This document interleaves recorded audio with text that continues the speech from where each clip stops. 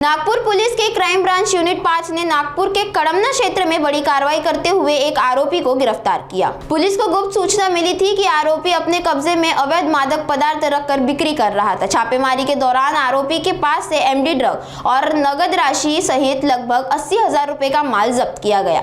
आरोपी की पहचान आदर्श मुन्ना यादव निवासी जरीपटका नागपुर के रूप में हुई है। इस कार्रवाई में पुलिस निरीक्षक विनायक गोले के मार्गदर्शन से टीम ने महत्वपूर्ण भूमिका निभाई। पुलिस ने आरोपियों के खिलाफ मामला दर्ज कर आगे की जांच शुरू कर दी है।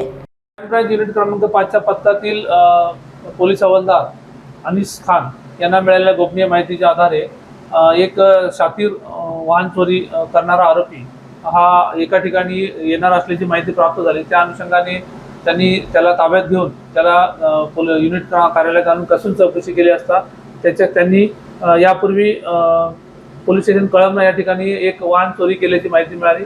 त्या अनुषंगाने त्याच्याकडील वाहन MH36 AQ 7844 70,000 किमतीचं TVS बर्गमन कंपनीची वाहन आम्ही ताब्यात घेतलं आणि यातील जो आरोपी आहे आदर्श सुरेश यादव वय 19 वर्ष राहणार राणी दुर्गावती चौक कल्याणकारी मंदिराजवळ पोलीस स्टेशन यशोधरा त्याला ताब्यात घेऊन त्याच्यावरती पोलीस स्टेशन कळमना या ठिकाणी आम्ही पुढील कारवाई करताना देण्यात आलेला आहे।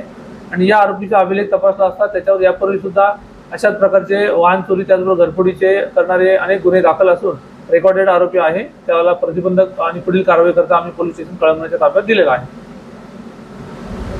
सदरच्या याच्यामध्ये आम्ही एक बर्गमन कंपनीची TVS गाडी किंमत 70,000 हस्तगत केलेली आहे आणि सदरची कारवाई माननीय वरिष्ठांच्या मार्गदर्शनामध्ये माननीय पोलीस आयुक्त doctor Ravindra Kumar Singal sir, joint CP Reddy sir, additional CP crime Shri Paddeshi sir, DCP detection Shri Rahul Makanikar sir, ACP crime Shri Patil sir आणि आमच्या मार्गदर्शनामध्ये युनिट क्रमांक 5च्या पथकातील हवालदार अनीस खान आणि त्यांचे टीमचे मेंबर यांनी सदरची कारवाई केलेली आहे।